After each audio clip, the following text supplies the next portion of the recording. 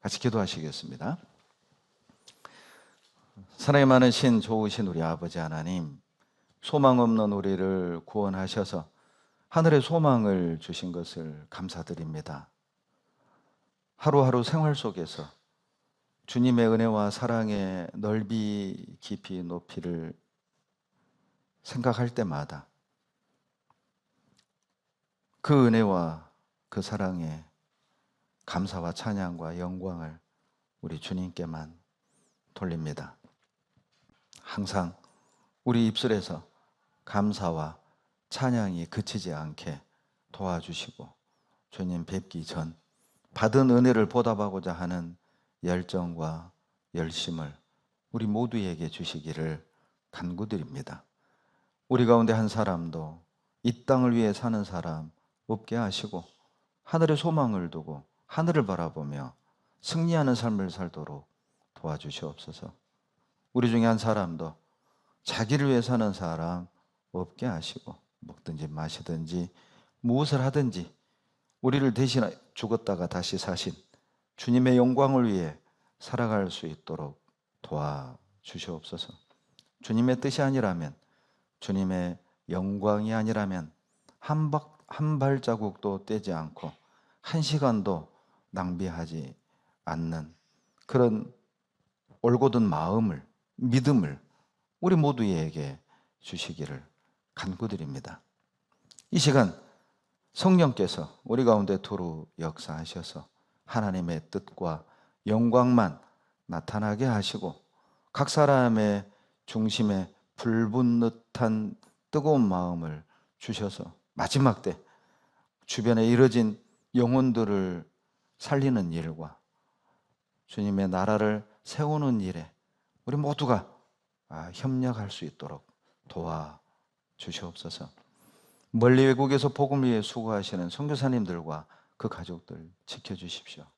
특별히 평택과 후원 관계를 맺고 있는 일본 고리야마 교회, 멕시코 에스카르세가 교회, 깜페체 교회, 칠레 이끼께 교회 든든히 세워주시고 야마기 전사님, 안덕근 선교사님, 서보성 선교사님 그 가족들 건강과 안전 지켜주시옵소서. 이 시간 주님의 뜻과 영광이 나타나길 원하며 우리를 사랑하시는 예수님 이름으로 감사하며 기도드렸습니다. 아멘. 창세기 29장을 찾겠습니다. 창세기 29장 16절로 17절입니다. 창세기 29장 16절로 17절 다 같이 읽겠습니다. 라반이 두 딸이 있으니 형의 이름은 레아요 아우의 이름은 라헬이라. 레아는 알력이 부족하고 라헬은 곱고 아리따우니. 라반은 우리가 잘 아는 야곱의 외삼촌입니다. 이 야곱이 이 형 에서를 피해서 외삼촌 라반에게 도망을 간 겁니다. 도망을 가서 보니 라반에게 두 딸이 있었던 것이죠. 야곱과는 아마 이 두 딸들은 외사촌 관계가 되겠죠. 그 두 딸 이름이 17절에 나오는데 언니가 레아하고 동생이 라헬이었습니다. 그런데 17절에 이 두 딸을 비교해 놓았죠. 레아는 알력이 부족했다고 말씀하고 라헬은 곱고 아리따다라고 말을 한 겁니다. 알력이 부족하다라는 이 표현은 그냥 노골적으로 표현을 하면 못생겼다는 말을 아주 점잖게 상처받지 않게 표현을 한 것입니다. 알력이 부족했다라는 이 표현은 이제 완곡한 표현을 빌리면 눈에 이렇게 총기가 없어서 여자로서의 매력이 떨어지다 이런 뜻이거든요. 그러니까 결론은 못생겼다는 거죠. 그러니까 아마 좀 그렇게 이제 그 눈동자라든가 어떤 눈빛이 좀 흐리지 않았을까, 그런 추측도 해봅니다. 여하튼 17절은 레아는 여자로서 매력이 없었지만 동생 라헬은 아주 직설적으로 표현을 해놨죠. 곱고 아리답다. 그러니 이 야곱이 외삼촌 집 라반의 집에 도망갔을 때 첫눈에 누구를 보고 반했습니까? 레아가 아닙니다. 라헬을 보고 반했어요. 그러니까 첫인상도 야곱이 볼 때는 레아에게는 마음이 안 가게끔 생겼고, 라헬에게 마음이 가도록 라헬은 그렇게 여자로서의 매력 그리고 아름다움을 갖추고 있었다는 것이죠. 얼마나 라헬이 예뻤으면 20절에 보면 이 라헬에게 장가 들고 싶어서 라반의 집에서 7년 동안을 노동을 한다니까요. 여기 혹시 그렇게 결혼한 형제들 계신가요? 없지요. 저는 결혼하고 노동을 했습니다. 노동을 하고 결혼한 건 아닌데 저도 일단은 노동을 했어요. 제 자매 때문에. 처갓집이 이제 농사를 지어가지고 그러니까 얼마나 예뻤으면 야곱은 라헬을 얻기 위해서 7년을 물론 무부수는 아니지만은 그래도 노동을 했단 말이죠. 그걸 빌미로 이 라반은 야곱의 노동력을 착취했어요. 10번이나 실은 품삯을 제대로 주지 않았습니다. 그러니까 라반은 안 거예요. 이렇게 해도 야곱 이 녀석은 도망갈 애가 아니야. 일단 갈 데도 없고, 그리고 또 하나는 우리 둘째 라헬에게 완전히 콩깍지가 씌었기 때문에 어디 못 가 하고 부려먹은 것이죠. 그럼에도 불구하고 야곱도 사람이 상당히 똑똑한 사람이잖아요. 그런데도 이 자존심이 있었을 텐데도 그걸 꼭 참고 7년을 일을 하고 버텼단 말이죠. 그만큼 이 라헬은 투자할 만한 7년을 투자해도 괜찮을 만큼 그렇게 아리답고 가치가 있다고 야곱은 생각을 했던 겁니다. 레아 입장에서 생각해 봅시다. 언니 레아 입장에서 보면 17절에 보면 동생하고 늘 비교를 당하는 거예요. 레아는 알력이 부족하고 라헬은 곱고 아리답고.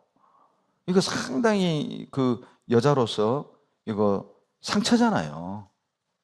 아니 내가 일단 못나고 싶어서 못난 것도 아니고, 부모가 이렇게 나를 낳았고, 그것도 상처인데 동생하고 항상 비교하는 거예요. 여러분, 레아 입장에서는요 상당히 여자잖아요. 여자, 그 아가씨잖아요. 그 외모로 비교되는 게요 상당히 자존심 상하고 이게 큰 여자로서의 상처가 되는 일이죠. 또 스트레스도 엄청 받았지 않겠어요? 그리고 여자로서 자존심도 아마 바닥을 쳤을 거란 말이에요. 거기다가 한술 더 떠서요 동생이 언니를 제치고 먼저 이제 결혼 날짜가 잡힌 거예요. 이거 얼마나 수모입니까, 수모. 아니 알력이 부족한 건 그랬다 처음 말이에요. 그런데 이제 언니가 있는데도 동생이 먼저 결혼 날짜가 잡혔어요. 이건 수모죠. 이제 거기까지 또 참을만 했단 말이에요. 그런데 아버지가 한술 더 떠서 이제 지금 첫날밤을 치러야 되는 그 날이란 말이죠. 그런데 언니하고 레아하고 라헬을 부르더니 야, 첫날밤에 레아 너가 들어가라. 동생 결혼인데 동생이 들어가야 될 신혼방에 레아 너가 들어가라. 이거 얼마나 아니 아무리 그래도 그렇지 어떻게 야곱은 지금 라헬하고 결혼을 했고 첫날 밤을 치를 생각을 가지고 있는데 그 밤에 아버지는 너 우리 가문 풍습에 우리 지역의 풍습에 동생을 언니보다 먼저 시집 보내는 예가 없다. 그러니 레아 너가 먼저 들어가라. 그리고 이제 야곱과 첫날 밤을 레아가 치릅니다. 결혼식은 라헬 결혼식인데 여러분 이거 완전히 인류 역사 속에서 최초의 사기 결혼이 성경에 나와요. 이거 기네스북에 오를 일이잖아요. 그런데 내가 만약에 레아였다면 나는 버텼을 것 같아요. 아무리 그래도 그렇지 어떻게 이런 식으로 나를 치우려고 합니까? 자존심이 있고 이건 또 이치 안 맞고. 그런데 레아는요 한마디 말을 못해요. 아버지가 시킨 대로 들어갑니다. 여러분 이 사건 때문에 이스라엘에 어떤 풍습이 생겼냐면 베데켄이라는 풍습이 생겼어요. 베데켄이라는 풍습이 뭐냐면 여러분 여자들이 이제 그 신부가 면사포 쓰고 오잖아요. 신부는 의자에 앉혀놓고 이 신랑이 신랑 친구들과 어깨동무하고 막 춤을 추면서 이제 신부 의자에 앉아 있는 신부에게 다가와서 면사포를 올려서 이 여자가 그 여자인지를 확인하는 이 풍습이 생긴 거예요. 이 사건 때문에. 그걸 베데켄이라고 해요. 상식적으로 좀 이해는 안 되죠. 아니 아무리 그래도 그렇지 어떻게 신부를 못 알아봐? 그런데 그때 당시 상황을 보면 신부를 못 알아볼 수 있어요. 충분히. 일단은 어둡고요 밤이. 그리고 결혼 전에 잔치를 7일간 하거든요. 그러니까 이 신랑은 아마 곤두레 만두레가 되어 있을 거란 말이에요. 그리고 신부가 바뀔 걸 누가 상상을 하겠습니까? 그렇잖아요. 그러니까 얼굴도 확인할 자세히 볼 수 없는 그런 환경에 또 제정신도 아닌 상황이니 충분히 야곱 입장에서는 알아채지 못할 상황인 것입니다. 레아 입장은 아마 비참했을 겁니다. 그러나 오히려 이제 결과를 이렇게 보면 레아는 알력이 부족했던 것이 오히려 은혜요 축복이었던 거예요. 알력이 부족했기 때문에 레아는 신앙적으로 인격적으로 하나님의 은혜를 받을 만큼 다듬어졌던 거예요. 그래서 오늘 말씀 제목이 부족함의 은혜입니다. 모든 사람들은 뭔가 하나씩 다 부족하죠. 그러죠? 다 가졌는데 남편이 속썩이고 다 가졌는데 자식 때문에 우울하고 남편 사랑 또 자식도 말 잘 듣는데 남편 참 좋은 사람 만났는데 남편이 돈이 없어요. 이 모든 사람들은 다 어떤 분은 돈도 있고 남편 사랑도 받고 자식도 말을 잘 듣고 효도하는데 내가 건강이 없어요. 그 모든 사람은 완벽하고 퍼펙트한 환경에 사는 사람은 없습니다. 야, 이거 좀 채워졌으면, 하나님이 이거 좀 주셨으면 하는 그런 부족한 것들, 그런 바람들이 다 있다니까요. 그러면 왜 하나님은 나에게 그렇게 완벽한 부족함이 없는 현실과 상황을 허락하지 않는 걸까? 그 안에 하나님의 선하신 계획과 뜻이 있고 그것이 없는 것이 나에게 은혜이기 때문일 수 있다는 겁니다. 오늘은 레아를 통해서 오히려 나에게 지금 뭔가가 부족한 것이 이게 불평이 아니고 원망이 아니고 누구를 탓할 거리가 아니라 하나님의 은혜였구나. 그 사실을 배웠으면 좋겠습니다. 이 레아는요, 알력이 부족했기 때문에 레아가 할 수 있는 최선의 것은 기도밖에 없었습니다. 어떤 남자도 자기를 한눈에 딱 보고 반할 남자가 없는 거예요. 자기가 자기를 봐도 누가 이 얼굴을 보고 누가 나의 이 외모를 보고 첫눈에 반하겠냔 말이죠. 스스로 알았어요. 그러니 알력이 없는 이 레아는 하나님께 매달릴 수밖에 없잖아요. 알력이 부족했기 때문에, 여자로서 매력이 없었기 때문에 하나님께 간절히 기도할 수밖에 없었다니까요. 어떻게 알 수 있냐면 32절을 보고 알 수 있어요. 32절 다 같이 읽겠습니다. 레아가 잉태하여 아들을 낳고 그 이름을 르우벤이라 하여 가로되 여호와께서 나의 괴로움을 권고하셨으니 이제는 내 남편이 나를 사랑하리로다 하였더라. 어떻게 하룻밤 잔 것이 아들이 하나 생긴 겁니다. 그 아들 이름이 르우벤이었어요. 그런데 이 르우벤의 뜻이 나오죠. 나나주의 1번 보면 보라, 뭐라고요? 아들이란 말이에요. 아들. 보라, 아들이라. 그 의미가 32절 후반부에 나오죠. 여호와께서 나의 괴로움을 뭐라고요? 권고하셨다. 이게 레아의 마음이었습니다. 르우벤을 딱 낳고 나서 레아 스스로가 이렇게 생각을 한 겁니다. 아, 하나님이 나의 괴로움을 들으셨구나. 나의 괴로움을 아셨구나. 나의 이 괴로운 기도를 들으셨구나. 여러분, 기도하는 사람은요, 이것이 기도의 응답인 줄 압니다. 기도하지 않는 사람들은 응답을 받고도 몰라요. 기도하지 않는 사람들은 하나님이 은혜를 주셨는데 은혜인 줄 몰라요. 우연히 생긴 거고 어쩌다가 된 거고 이렇게 생각을 하는 거예요. 그러나 하나님께 기도하는 사람들의 특징이 뭐냐면 하나님의 은혜인 걸 알아요. 하나님의 응답인 걸 알아요. 하나님이 도와주셨다는 걸 알아요. 하나님이 나의 고통, 나의 괴로움을 다 보고 있다는 사실을 안다니까요. 얼마나 기도했겠어요. 그 기도의 결과로 르우벤을 딱 얻은 겁니다. 생각해 보세요. 야곱에게 선택받지 못했죠. 아버지는 동생 대신 신혼방에 들어가서 사기 결혼을 하라고 하죠. 도망갈 수도 없는 상황이죠.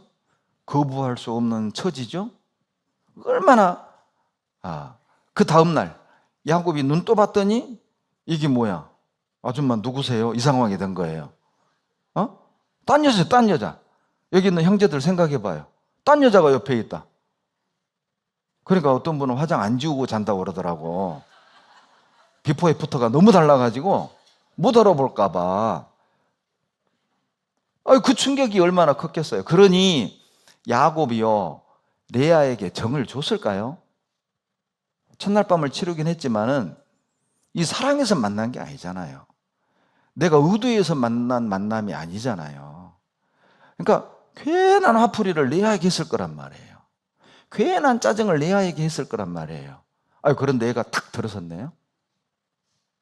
참 하나님은 공평한 것 같아요.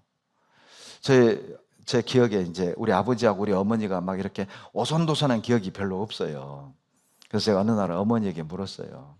어머니, 내 기억에 아버지하고 어머니하고 그렇게 막 뜨겁게 사랑한 모습을 한 번도 본 적이 없는데, 그냥 맨날 그냥 불편한 모습만 봤는데, 근데 어떻게 오남이녀를 낳았어요?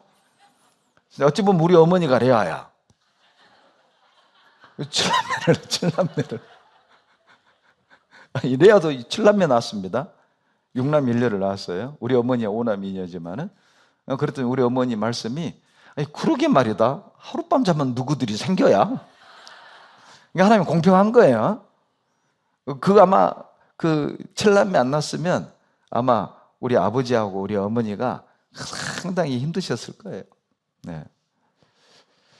이 레아는요, 르우벤을 탁 낳는 순간 알았다니까요. 하나님이 내 기도 들어주셨다. 만약에 레아가 이렇게 살았다고 합시다. 맨날 신세 타령하는 거예요. 아이고 내 팔자야, 내가 어쩌다가 이런 부모 만나가지고 나는 어떻게 이런 박색으로 태어나가지고 나는 어떻게 남편 사랑도 못 받고 원망만 듣고, 아이고 내 팔자야. 만약 남편 탓만 하고 매일 우울감 속에 살았다면 그나마 가끔이라도 야곱과 함께 할 수 없었을 거예요. 그렇지 않아요? 맨날 질질 짜고 맨날 죽을 상을 하고 있는 부인하고 누가 한 방에 살고 싶겠어요?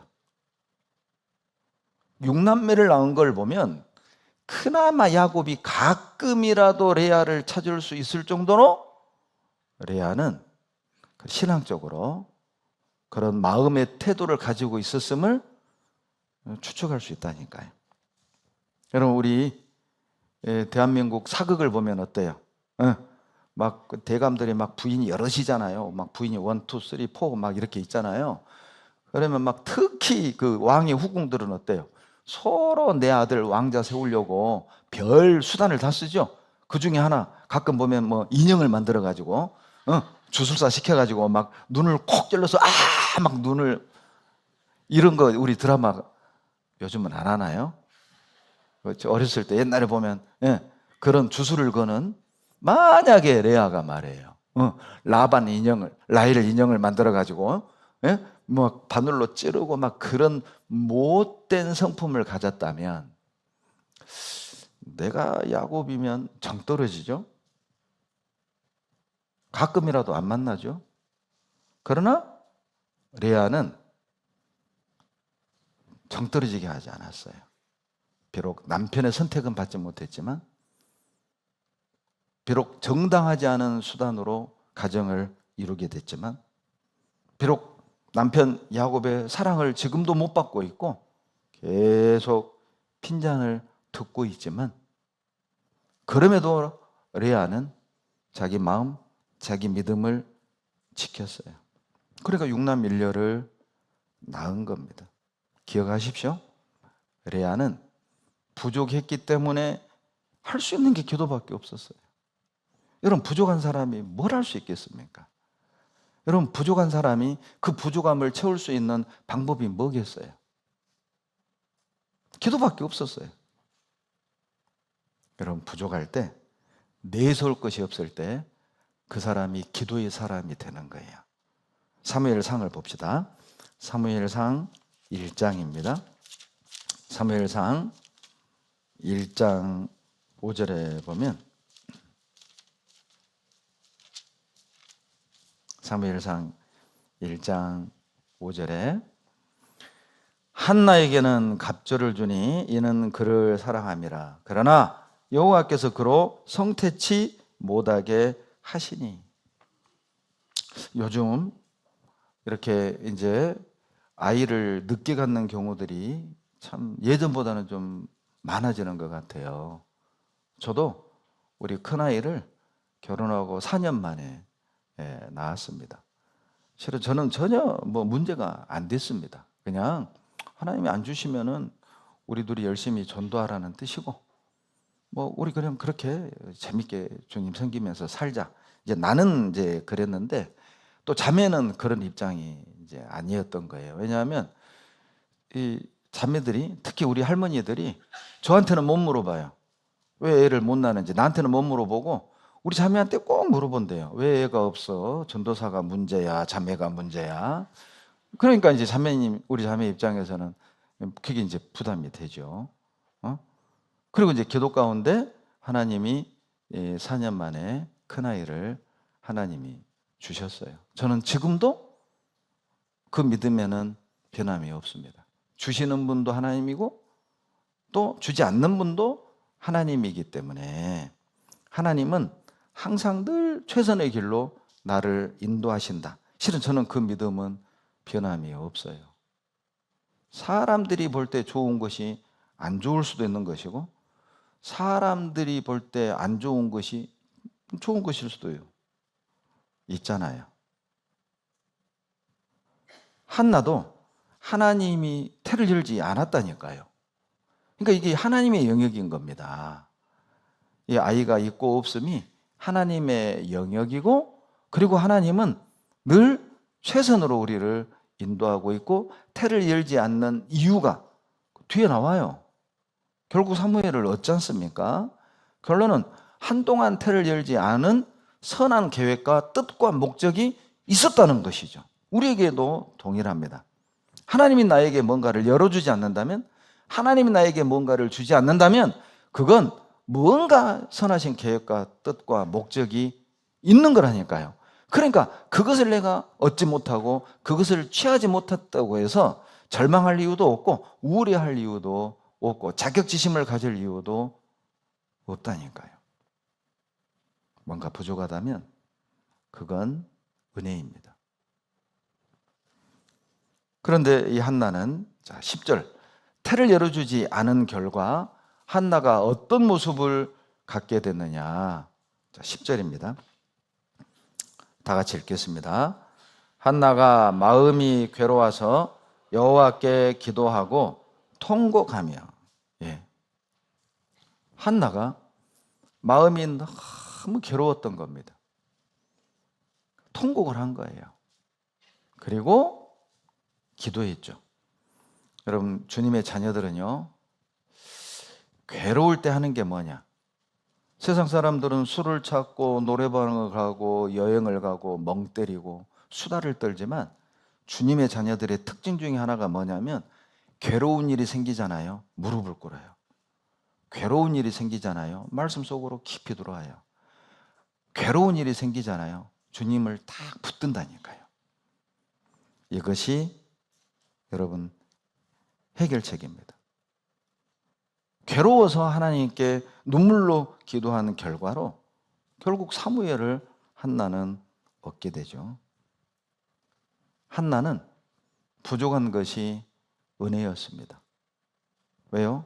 사무엘을 결국 얻었잖아요. 한나의 부족함이 한나를 기도의 사람으로 만든 것이죠. 야고보서 5장 13절. 야고보서 5장 13절. 다 같이 읽겠습니다. 너희 중에 고난당하는 자가 있느냐? 저는 여러분 고난은요 기도하게 만들어요. 고난당하는 사람은 기도의 사람으로 바뀌는 겁니다. 만약에 여러분 이걸 바꿔서 생각해 봅시다. 한나가요 부족한 것이 하나도 없었다. 뭐 남편의 사랑 듬뿍 받죠. 남편이 막 배나 주죠. 막 아들도 술술 잘 낳죠. 성경에 기록됐을까요? 왜 그 당시에 많은 여인들이 있었는데 왜 유독 사무엘상 1장에 한나가 기록됐을까요? 그 당시 한나만 산 게 아니잖아요. 근데 한나만 기록됐잖아요. 두나 세나 네나는 빼고. 왜요? 한나는 부족했던 거예요. 그리고 그 부족함을 기도로 채웠던 것이죠. 여러분 시편 119편 71절에 고난당하는 것이 내게 유익이라. 이로 인하여 내가 주의 율례를 배우게 되었나이다. 여러분 그 고난을요 부족함이라고 표현하셔도 돼요. 부족한 것이 내게 은혜다. 돈 없는 게 내게 은혜다. 남편 사랑 못 받는 게 내게 유익이다. 자식이 사고 치는 게 내게 은혜다. 내가 건강이 없는 것이 내게 은혜다. 왜? 이것 때문에 주님께로부터 받은 게 있잖아요. 이것 때문에 내가 얻은 게 있잖아요. 분명히 있다고. 여러분 사람이 부족하잖아요. 하나님을 더 기대게 돼 있습니다. 한나는요 부족했기 때문에 위로를 하나님에게서 받았다니까요. 아버지는 그냥 뭐 사기 결혼 시키려고 하지. 남편 마음이 동생한테 가 있지. 동생은 지가 나보다 이쁘다고 무시하지. 주변에 누구한테 위로받을까요? 누구하고 이 상처를 교제를 할 거예요? 레아에겐 하늘밖에 없었어요. 레아에겐 하나님밖에 없었어요. 그러니 레아의 부족함은 레아의 마음을 더욱 하늘로 향하게 했다니까요. 레아는 부족했기 때문에 더욱 하나님에게서 위로를 얻으려고 했던 거예요. 여러분 이사야 51장 12절에 너희를 위로하는 자는 나연을 너희는 어찌하여 죽을 사람을 두려워하느냐. 여러분 나를 위로해 줄 분은 하나님밖에 없습니다. 그러니까 레아는 루벤을 탁 낳는 순간, 아들을 낳는 순간 이름을 루벤 이렇게 지었잖아요. 무슨 뜻이에요? 보라, 아들이라. 여러분 혹시 첫 아들 이름을 보라, 아들이라, 이름이 이렇게 배, 보라, 아들이라 이렇게 짓는 사람이 어디 있어요? 이름을 김, 보라, 아들이라 이렇게 짓는 사람은 없잖아요. 그러니까 그 마음이 얼마나 주님을 향해 있으면 첫 아들을 탁 낳는 순간 하나님이 나 위로한 거다. 하나님이 내 괴로움을 들으셨다. 이게 위로받은 거잖아요. 하나님밖에 없다. 응답받은 거예요. 하나님에게서 위로받으려 했고 실제 레아는 부족했기 때문에 하나님의 위로를 받은 것입니다. 고린도후서 13장을 찾아봅시다. 고린도후서 1장입니다. 고린도후서 1장입니다.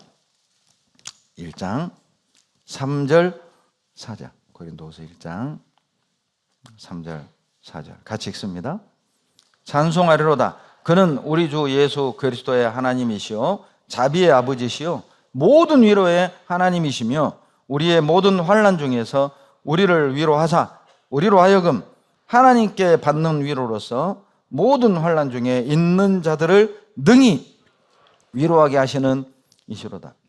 여러분, 왜 이런 구절을 하나님이 성경에 기록했을까요? 1장 3절 끝부분에 모든 위로의 하나님, 또 4절에 모든 환난 중에서 우리를 위로하사 우리로 하여금 하나님께 받는 위로로서 모든 환난 중에 있는 자를 능히 위로하게 하시는 이. 왜 이런 표현을 썼을까요? 많은 이유가 있겠지만 그 중에 하나, 여러분, 사람들은요 하나님이 아닌 것에서 위로받으려는 경향이 있어요. 하나님이 아닌 것에서 위로를 받으려고 하니까 야! 너 그러면 안 돼. 하나님이 모든 위로의 하나님이야. 하나님에게서 위로받으렴. 남편 사랑 못 받는 사람들은요 자식에게서 위로받으려고 그래요. 그러니까 막 자식에게 올인하는 거예요. 그런데 그 자식이 내 뜻대로 안 자라면 절망하고 갈등하고 막 마음이 우울한 사람들은 어때요? 미안합니다. 짐승에게서 위로받으려고 하는 거예요. 개에게서 위로받으려고 하고 고양이에게서 위로받으려고 하고 내가 아는 어떤 분은요 앵무새에서 위로를 앵무새에게서 예? 이 남편 사랑도 못 받아. 그냥 자식들은 다 그냥 돈 번다고 공부한다고 집에 늦게 들어와. 그러니까 이분이 혼자 집에서 마음 둘 곳 없으니까 누가 이거 한번 키워봐 하고 앵무새를 줬대요. 암컷수컷 한 쌍을. 근데 그것이 20마리로 늘었어요. 그러니까 막 집에 막 소파를 막 물어뜯고 막 똥을 싸고 근데도 이뻐. 근데도 이뻐요. 왜? 영감은 내 말 안 듣는데 얘들은 내가 오라면 와. 그러니까요 이게 마음이 완전히 그 앵무새한테 가가지고 지금도 구원 못 받고 있어요. 그리스도는 그러면 안 됩니다. 생명을 아끼고 사랑하는 것은 맞지만 하나님이 아닌 것에서 위로를 받으려고 하지 마세요. 우리의 위로는 하나님이십니다.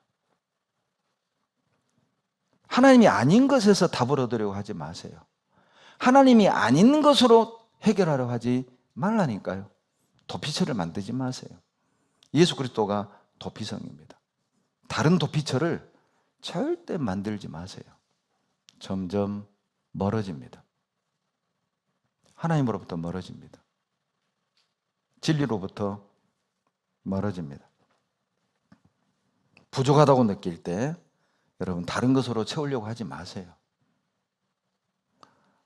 물질적인 문제 때문에 막 그걸 채우려고 그것을 문제 삼고 가정이 평화가 깨지고 주의 자녀로서 해야 될 일을 포기하고 그렇게까지는 하지 마세요. 레아는요 알력이 부족했기 때문에 어찌 보면 순종형으로, 겸손형으로 바뀔 수 있었어요. 조금 후에 보여드리겠지만요, 라헬이요, 얼굴은 이쁜데 성격이 영 아니었습니다. 여러분, 진짜 형제들은 이런 여자 만나지 마세요. 얼굴 이쁘다고 덜컥 만났는데, 결혼했는데 월급 적다고 맨날 구박을 해. 친구는 이번에 집 샀다네, 뭐 BMW 샀다네, 그런데 나는 아직도 티콘에, 막 이러는 그런 자매 절대 만나면 안 돼요. 라헬이요, 성격이 진짜 안 좋았습니다. 근데 반대로 레아는요, 겸손형이고 순종형이었어요. 왜 그렇게 됐을까요? 부족했잖아요. 내세울 게 없잖아요. 여러분, 우리 주변에서도요, 막 자기 목소리 내는 사람 봐봐요. 각구원 받은 사람이 자기 목소리 내요? 돈 오는 사람이 자기 목소리 내요? 배움이 없는 사람들이 자기 목소리 내요? 아니요. 막 정죄하고 판단하고 비난하는 분들 보면은요, 각구원 받은 사람 아닙니다. 없고 못 배우고 가난한 사람 아닙니다. 뭔가 남들보다 좀 내세울 게 있으면 이제 정죄하고 판단하고, 자기도 모르게 그렇게 되는 거예요. 레아는 없는 것이 복이었다니까요. 순종형. 아버지가 들어가라면, 예. 남편이 자기 동생 라헬에게만 마음을 줘도 그래도 그 남편을 떠나지 않고 제아비로 섬기고,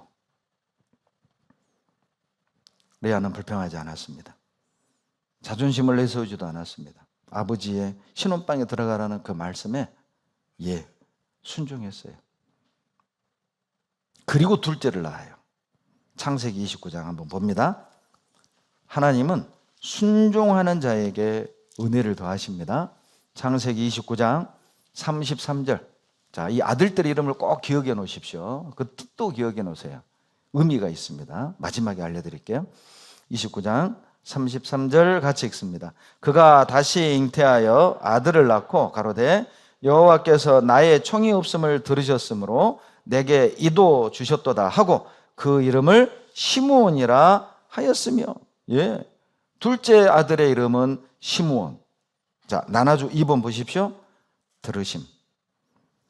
하나님께서 자기의 괴로움을, 간절한 기도를 들으셨다는 거예요. 뭘 의미합니까? 하나님은 순종하는 자의 기도를 들으신다.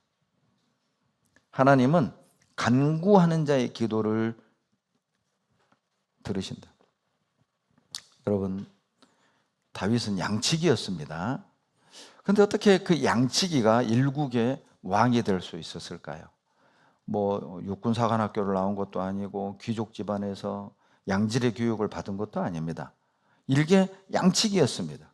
그런데 어떻게 그 양치기가 왕이 될 수 있겠냔 말이에요. 다윗의 어린 시절을 보면 다윗은 순종의 사람이었어요. 사무엘상 17장 2절에 보면요, 자, 너희 형이 전쟁터에 있으니까 자, 이거 형 갖다 주고 안부 좀 확인하고 오너라. 그런데 이 막내 8번째 아들 다윗은요, 17장 2절에 아침 일찍 일어나 그렇게 말씀을 하셔요. 즉각 순종하는 것이죠. 우리 같으면 그냥 뭐 7째 형 시키지, 왜 나를, 막내인데, 어린데, 그 전쟁터까지, 그 먼 길까지, 이게 없다니까요.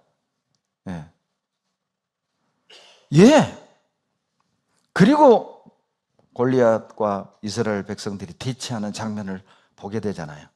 그리고 10대 후반에 다윗이 뛰어가서 골리앗의 목을 칩니다.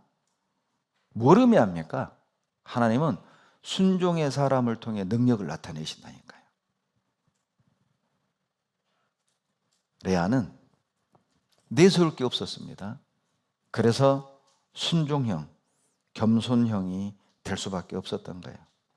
그리고요, 레아는 부족했기 때문에 하나님의 응답을 기다릴 수밖에 없는 거예요. 지금은 괴롭고 하나님께 간절히 울부짖어도, 여러분, 루벤 날 때까지 10달은 기다려야 됐을 거 아니에요. 둘째 시므온 날 때까지 10달은 기다려뒀을 거 아니에요. 그러니까 레아는 부족했기 때문에 또 하나 할 수 있는 방법은 기다리는 거예요. 여러분 부족하잖아요. 부족함은 우리를 기다림의 사람으로 만들어요. 31절 봐보세요. 창세기 29장 31절 같이 읽습니다. 여호와께서 레아에게 총이 없음을 보시고 그의 태를 여셨으나 라헬은 무자하였더라. 설마 총이 없다는 말을 진짜 권총을 생각하는 분 안 계시죠? 에? 설마 당연히 이 시대는 총이 없지. 그러면 큰일 납니다. 자, 영어 번역에는 어떻게 되어 있냐? 남편의 사랑을 받지 못하는 것을 보시고, 이게 다른 영어 번역입니다. 총이 없다는 말은 아까 말한 대로 알력이 부족해서 여자로서의 매력이 없었기 때문에 남편의 사랑을 받지 못했다, 그 뜻이에요. 하나님이 그걸 보신 겁니다. 남편의 사랑 못 받고 동생에게 무시당하는 레아는 항상 정말 슬픔 속에서 마음이 상한 상태로 살았을 거 아니에요. 그러나 그 쭉 읽어보면 동생하고 막 다투고 갈등하고 이런 게 없어요. 30장에도 보면 양보한다니까요. 레아는 바보같이 그 싸나운 라헬이요, 이거 놔줘. 자기 아들이 준 합판채도요, 라헬이 가로채 가니까 그래 알았다 너 가져라 하고 양보한다니까요. 바보같이. 레아는 이런 성격의 사람이었다니까요. 묵묵히 기다렸던 것이죠. 그때 하나님이 또 레아를 찾아오십니다. 34절 봐봐요. 자, 기다리는 레아에게 하나님이 또 찾아오십니다. 34절, 그가 또 잉태하여, 이 또 동그라미 해봐요. 또 은혜를 불러드리는 건 기다림입니다. 아들을 낳고 가로되 내가 그에게 새 아들을 낳았으니 내 남편이 지금부터 나와 뭐라고요? 연합하리로다 하고 그 이름을 레위라 하였으며. 여러분, 우리가 말하는 레위 지파의 조상, 그 레위가 이때 태어난 겁니다.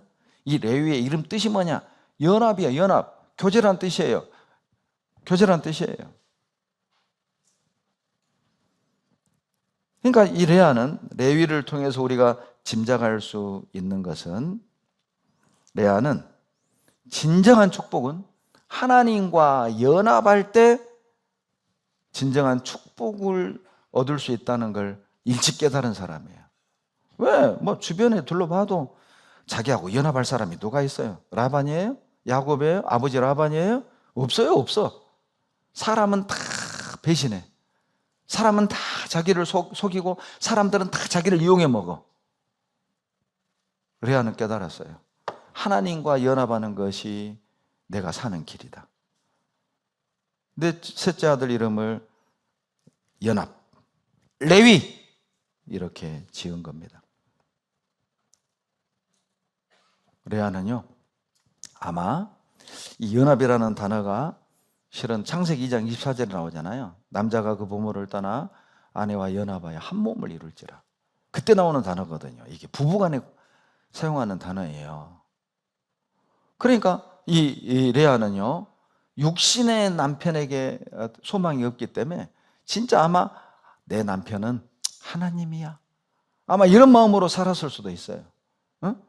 육신의 남편의 사랑을 못 받고 그 야곱으로부터 그렇게 그냥 핀잔 듣고 원망 듣고, 그러니 이 레아는요, 그래 내 남편은 하나님이야. 아마 하나님을 남편 삼아서 하나님과 연합하여 살았을 거란 말이에요. 여러분, 요한복음 4장에 보면 예수님과 사마리아 여인 대화가 나오죠. 예수님이 사마리아 여인에게 물어요. 너 남편 데려와라. 그러니까 이 사마리아 여인이 저 남편 없는데요? 그러니까 예수님이 놀라운 말씀을 하시죠. 네 말이 옳도다.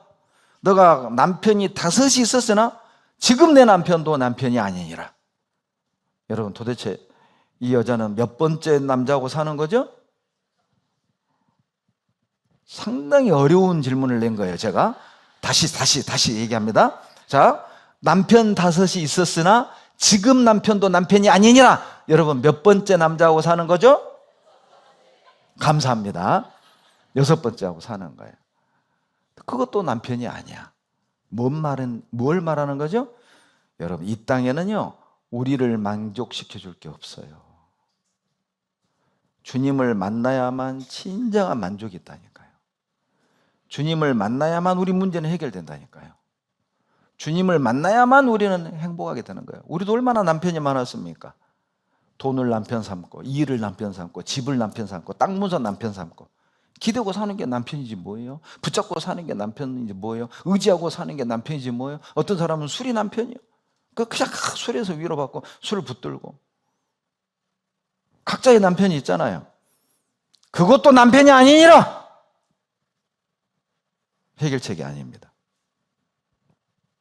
예수 그리스도 오직 그분만 나의 남편인 거예요. 그러니 여러분, 우리가 어디에 레위 연합해야 되겠습니까? 내가 어디에 마음을 붙이고 살아야 되겠냐는 거예요. 네?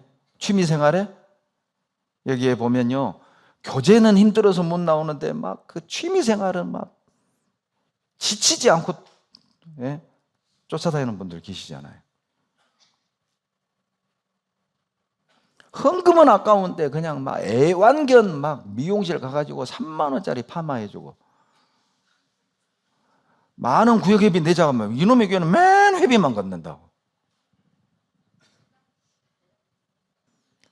이게요, 마음을요 어디에 연합하고 사냐는 거예요. 생각을 해봐요.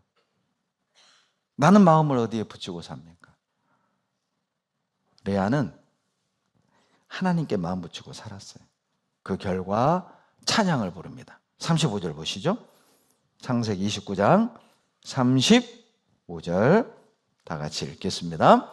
그가 또 잉태하여 아들을 낳고 가로되 내가 이제는 여호와를 찬송하리로다 하고 이로 인하여 그가 그 이름을 유다라 하였고 그의 생산이 멈추었더라. 여러분, 예수님이 어떤 지파에서 오셨죠? 그 유다입니다. 예수님이 탄생한 그 유다 지파, 그 유다예요, 이 조상이. 그러니까 여러분, 예수님이요 어느 집안에 오셨습니까?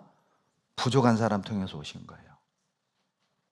라헬 통해서 온 게 아니에요. 화려하고 이쁘고 곱고 아리따고 거기를 통해서 온 게 아니에요. 부족한 레아를 통해서, 부족한 나를 구원하려고 유다 지파에 오셨잖아요. 여러분, 부족한 게 은혜입니다. 그러니 부족하다고 우울해하지 말고, 부족한 것 때문에 싸우지 말고, 부족한 것 때문에 그것 채우려고 말씀 교제를 떠나지 말고, 은혜인 줄 알고 여러분 주님과 딱 연합해서 살 때, 여러분 유다 이름이 나눠줘요. 보세요. 유다 이름 뜻이 뭐예요? 찬송이에요. 찬송. 여러분, 하나님과 연합해서 살면 찬송을 부르게 돼 있어요. 인간적인 것을 의지하지 않고 하나님을 의지하는 레아에게 유다 주셨잖아요. 찬송을 부르게 했잖아요. 여러분, 예레미야가 3장 25절에 기다리는 자에게 여호와께서 선을 베푸시느니라. 기다리는 자에게 선을 베푸셔요.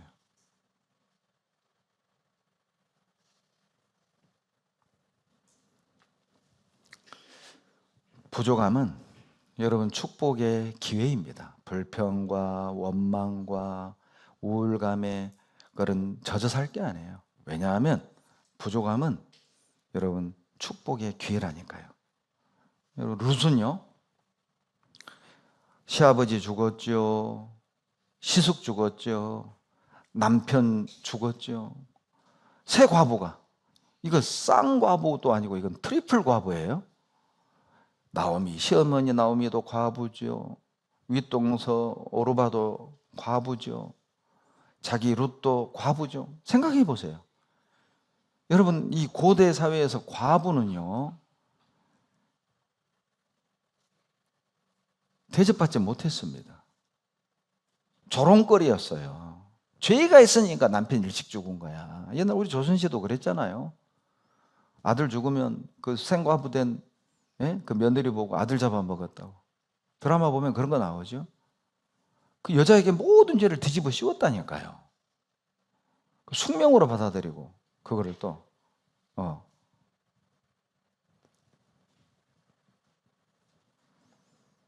그런데 이 룻은요 하나님을 택합니다.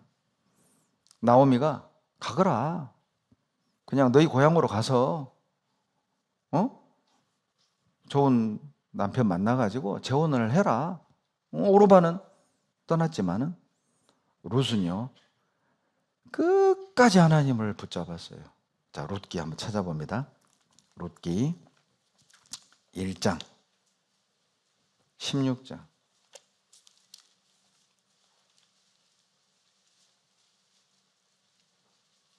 룻기 1장 16절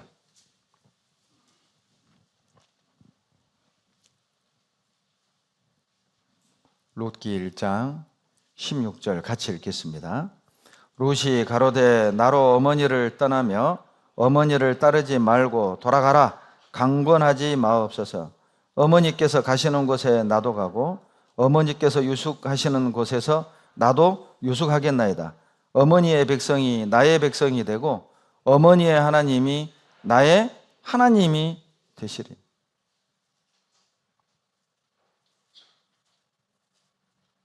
룻은요 자기의 부족한 것을 채우기 위해 나오미를 떠나지 않았습니다.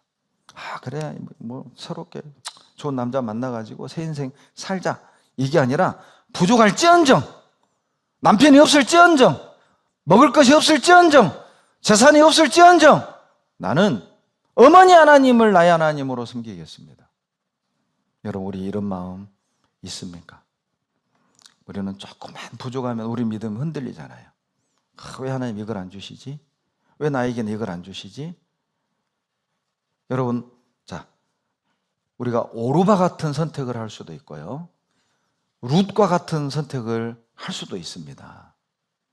많은 사람들이요, 부족함을 채우기 위해서 하나님을 등지고 제 길로 가는 사람들이 더러 있잖아요. 그런데 룻은요, 그래, 나 부족할지언정 하나님은 내가 떠나지 않겠다. 하나님은 버리지 않겠다. 여러분, 그 결과로 룻기 4장 21절로 22절에 룻은요 다윗의 증조모가 됩니다. 그리고 마태복음 1장에 이방인 모함인 룻이 들어갈 수 없는 예수님 족보에 마태복음 1장에 들어가잖아요. 어찌 보면 이 룻기는요 성경판 신데렐라예요. 성경판 신데렐라. 룻의 인생이 완전히 바뀌었잖아요. 이방인에 의해서 다윗의 증조모로 그리고 마태복음 1장 예수님의 족보로 완전히 인생이 역전된 사람이잖아요. 오히려 룻에게는 없는 것이 은혜였습니다. 남편이 없는 것이 은혜였고 먹을 것이 없는 것이 은혜였고 가진 것 없는 것이 은혜였고 그럼에도 불구하고 끝까지 주님을 붙들고 좇을 때 다윗의 증조모가 되었고 그리고 예수님의 조상이 된 거예요. 그러니 여러분 하나님 입장에서 보면요 룻은 먹을 것도 없고 새 과부가 막 힘들게 남의 집 품앗이 노동해가며 이렇게 눈물로 살아갈 때 하나님은 위에서 보고 있었을 거 아니에요. 나오미도 보고 오르바도 보고 룻도 보고 그 하나님의 마음은 어떠했을까요? 예레미야가 3장 33절이 바로 그 하나님의 마음입니다. 찾아봅시다. 예레미야가 3장 33절이에요. 예레미야가 3장 33절.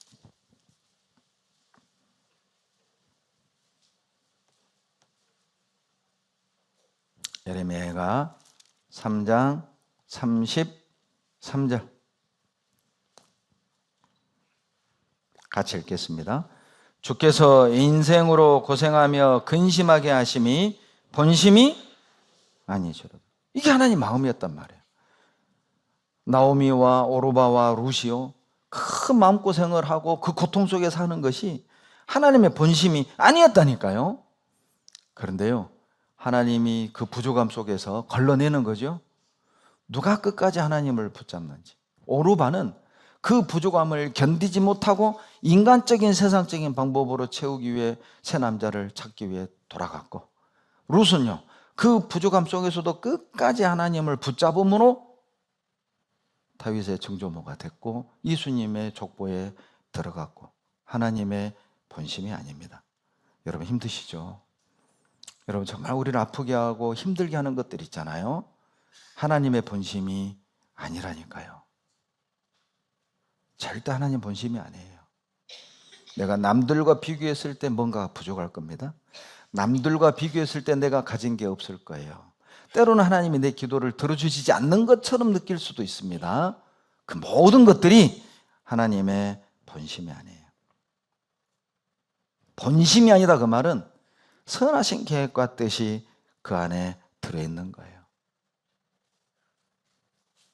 만약에 룻이 새 남자를 찾으러 제 친정으로 돌아가고, 오르바가 만약에 어머니 하나님이 나의 하나님이 되기를 원하나이다, 딱 이 결정을 내렸다면 마태복음 1장 족보에 룻이 들어갈까요? 오르바가 들어갈까요? 당연히 오르바죠. 하나님이 그렇게 하는 게 아닙니다. 우리가 선택을 하는 거라니까요. 하나님이 그렇게 시킨 게 아니라고. 고생이 싫어, 없는 게 싫어, 가난이 싫어, 난 못 참아, 난 내 편할 대로 살 거야. 그게 오르바입니다. 내가 아무리 없고 힘들고 가난해도 나는 신앙시킬 거야. 그 사람은 룻입니다. 어떻게 하시겠습니까? 레아는, 하나님은요, 레아나 라헬 한 사람에게 모든 걸 다 주시지 않았어요. 여러분, 레아는요, 육남 밀려 주셨잖아요, 세상에. 그러나 알력은 주지 않았어요. 여자로서의 매력은 주지 않았어요. 라헬은요, 얼굴은 예뻤어요. 그런데 성격이 아주 안 좋았어요. 30장 봐보세요. 창세기 30장 1절에 보시면요,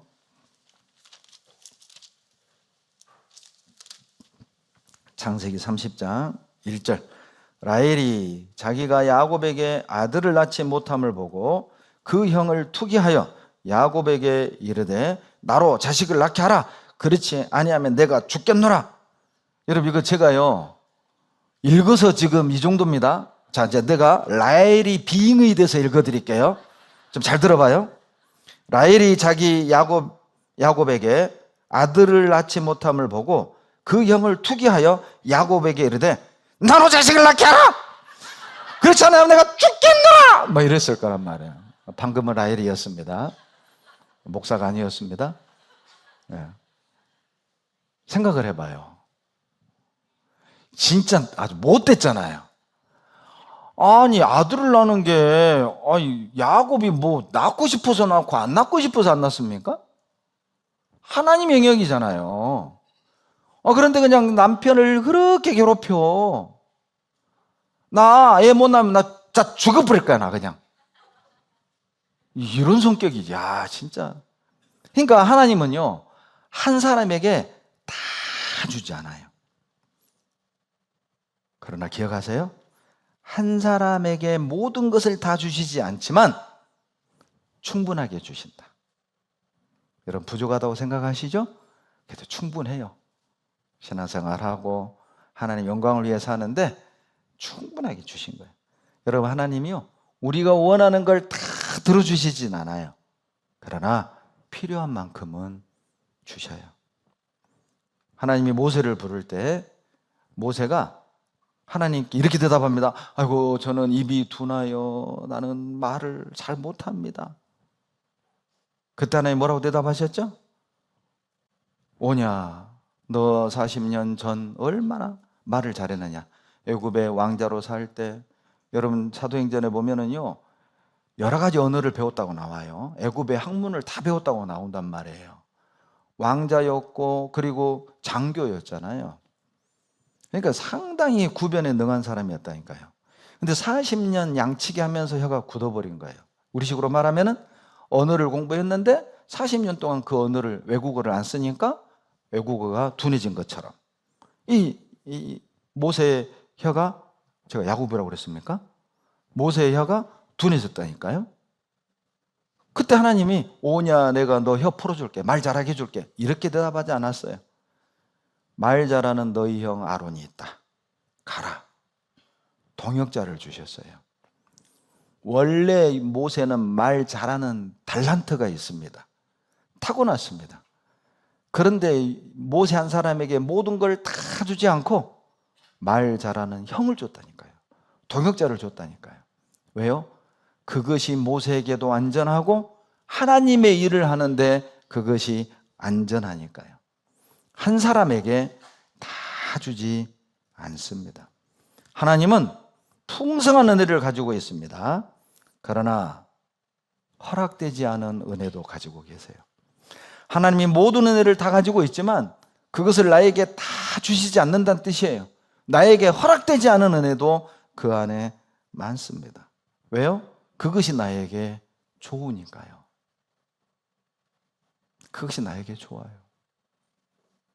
그러니 뭔가 부족한 게 있다면 우울해하지 마시고 원망하지 마시고 감사하게 신앙생활, 하나님의 영광을 위해 하루하루 살아가시면 됩니다. 여러분, 창세기 29장 나눠주에 보시면요, 자식 이름 뜻들이 다 나옵니다. 큰아들이 루벤, 둘째 시므온, 셋째 레위, 넷째 유다, 그리고 30장 18절에 보면 다섯째 이사갈, 여섯째 스불론, 21절의 마지막 딸 디나. 여러분, 이 자식들 이름 뜻이 다 있거든요. 그 이름 뜻을 연결하면 이런 문장이 나옵니다. 읽어드릴게요. 하나님이 나를 권고하시고, 루벤이죠. 내 기도를 들으셨도다, 시므온이죠. 하나님과 연합할 때, 레위죠. 찬송하게 하십니다, 유다죠. 나의 하나님의 은혜의 값으로, 이사갈이죠. 결국 함께 거할 것입니다, 스불론이죠. 하나님의 심판이 이를 때까지, 디나입니다. 이것이 육남일녀의 이름 뜻이에요. 하나님이 나를 권고하시고 내 기도를 들으셨습니다. 하나님과 연합할 때 찬송하게 하십니다. 하나님의 은혜의 값으로 결국 함께 하나님과 거하게 될 것입니다. 하나님의 심판이 이를 때까지. 육남일녀의 이름 뜻입니다. 부족한 자가 바로 이 경험을, 해피엔딩을 경험하게 될 것입니다. 레아는 결과적으로 알력이 부족한 것이 은혜가 되었습니다. 복이 되었습니다. 세상은 부족한 것을 은혜라고 말하지 않아요. 그러나 우리 그리스도인들은 부족함을 은혜라고 말합니다. 세상은 가난이 복이라고 생각하지 않습니다. 그러나 우리 그리스도인만이 가난을 복으로 여기는 사람이에요. 부족한 것이 은혜입니다. 모든 사람은 부족한 게 하나씩 있어요. 이유가 있어요. 고린도후서 12장 9절입니다. 고린도후서 12장 9절.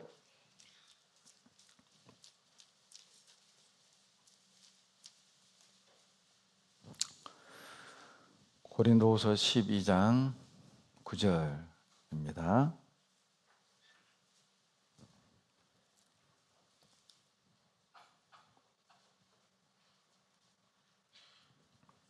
다 같이 읽겠습니다. 내게 이르시기를 내 은혜가 내게 족하도다. 이는 내 능력이 약한 데서 온전하여 짐이라 하신지라. 이러므로 도리어 크게 기뻐함으로 나의 여러 약한 것들에 대하여 자랑하리니 이는 그리스도의 능력으로 내게 머물게 하려 함이니라.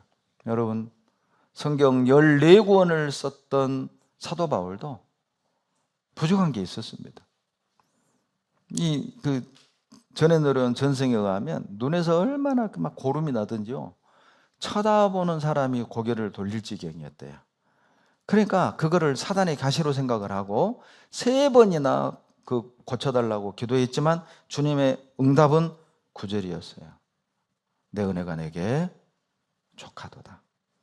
하나님이요, 완벽한 걸 바울에게 다 주지 않았습니다. 왜요? 뭔가 하나 부족한 것이 바울을 위해 안전하거든요. 바울이 모든 걸 다 퍼펙트하게 가졌다고 합시다. 아마 바울도 고린도 교회를 향해서 가장 긴 편지를 2권이나 쓰지 않았을 거라고. 바울을 향해 뭐 사도도 아니다, 벌어먹으라고 전도한다, 별의별 말로 상처를 주었을 때 바울은 그 유명한 사랑장을 고린도전서 13장에 기록했잖아요. 그 긴 편지 2통을 고린도 교회를 향해 썼다니까요. 사랑의 사도였죠. 왜요? 바울도 부족했으니까요. 그런데 만약 바울이요, 모든 걸 다 퍼펙트하게 완벽하게 가지고 있는 사람이었다면 너희들 구원 받았냐? 너희들 형제 맞아? 몰라요. 아마 이렇게 정죄하고 판단했을지도. 놀랍지 않습니까? 놀랍게도 그리스도인은 약할 때 강해집니다. 이 세상에서는 이런 표현 없습니다. 세상 사람들은 강한 걸 좋아하지 어떤 사람이 약한 걸 좋아합니까? 세상 사람들은 부유하게 되는 걸 은혜라고 생각하지 누가 없는 것을 은혜라고 생각을 합니까? 그리스도인은 그게 가능해요. 약할 때 강하고 부족한 것이 은혜죠. 왜 그래요? 부족한 사람은 더 주님을 찾기 때문에 그래요. 부족한 사람은 더 주님을 붙들기 때문에 강해지는 것입니다. 부족한 것이 나쁜 것만은 아닙니다. 기도하겠습니다. 사랑이 많으신 하나님, 감사합니다. 죄와 사망에서 값없이 구원해 주신 것을 감사드립니다. 매일의 삶 속에서 말씀으로 갈 바를 알게 하시고 하나님의 영광을 위해 살 수 있는 힘과 능력을 주시니 감사드립니다. 우리 곁에 동역자를 주신 것을 더욱 감사드립니다. 우리 모든 평택 형제 자매님들이 같은 마음 한 뜻이 되어서 주님 재림 직전의 때 우리에게 맡겨주신 복음 전도의 사명을 잘 감당해내고 하나님 앞에 섰을 때 잘했다, 착하고 충성된 종아, 이 한마디 들을 수 있도록 도와주시옵소서.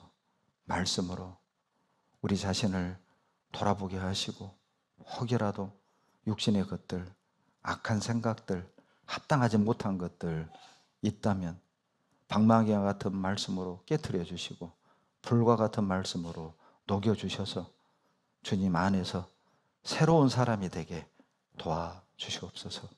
우리를 사랑하시는 예수님 이름으로 감사하며 기도드렸습니다. 아멘.